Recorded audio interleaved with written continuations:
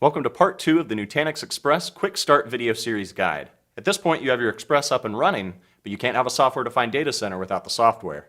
For this procedure, you'll need your laptop or other computer that's connected to your switch and internet access.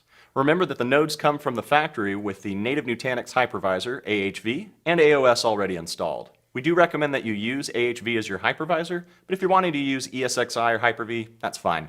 You'll need to download the appropriate hypervisor ISO as well as a new AOS installation bundle before getting started. All right, let's go. A tool called Foundation is used to image the nodes and create a cluster. You start this installation process by downloading and running a Java applet from the Nutanix support portal.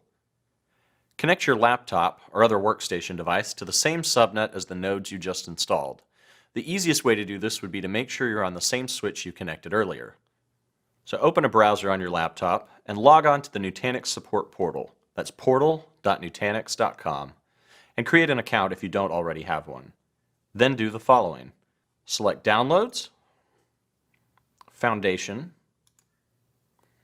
and then you'll click the Link to JNLP from Online Bundle. This downloads a Java applet that discovers nodes. We're going to launch it from here. Discovered nodes are factory-prepared nodes on the same subnet that are not already part of a cluster. Let's run. A window appears with a list of discovered nodes. Select one of the nodes you installed and click the Launch Foundation button. This launches the Foundation graphical user interface.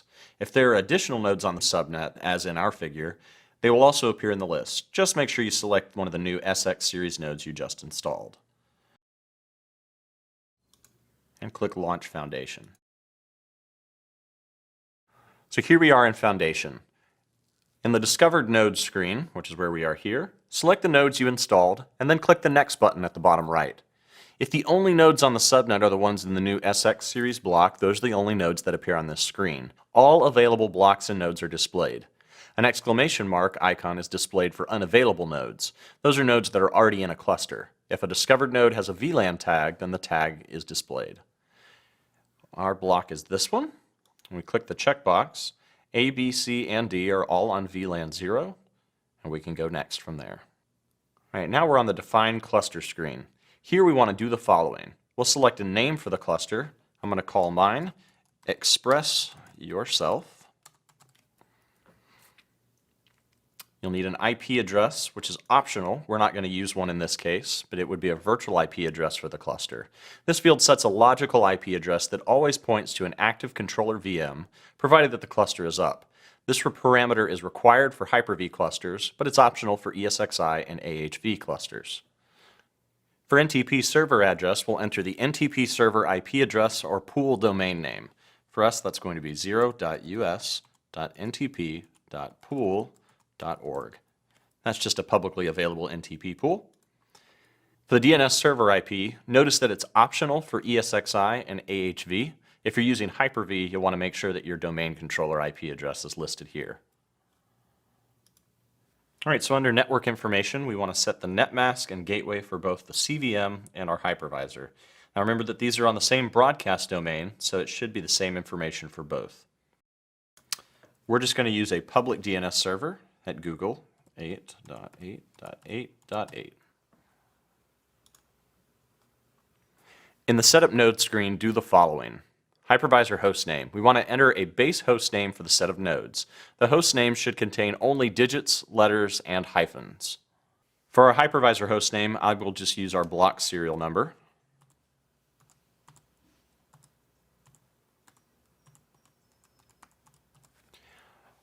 Notice that it goes ahead and fills in the hypervisor host names across the board, starting with a hyphen of -1, 2, 3, and 4.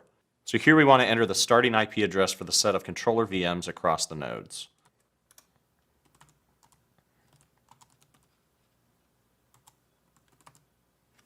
Notice I put in 10.5.53.117, and since we have 4 nodes, it runs all the way to 120. It fills this in automatically. And finally, we'll do the same thing with the hypervisor IP. Once we have all our IP addresses in here, we can click Validate Network. This does a ping test to each of the assigned IP addresses to check whether any of those addresses are currently being used.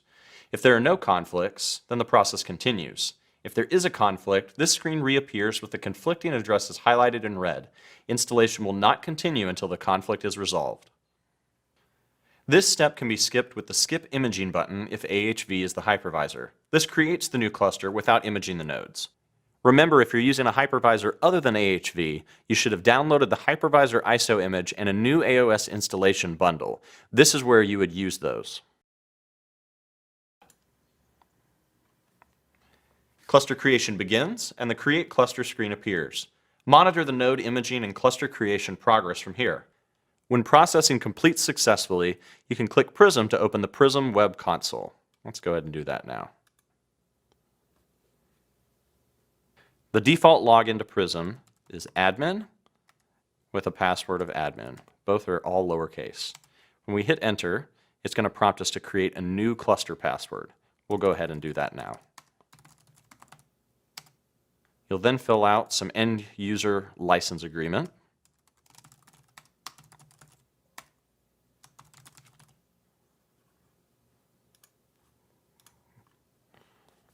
Pulse sends cluster status information automatically so that Nutanix technical support can help proactively diagnose any potential problems.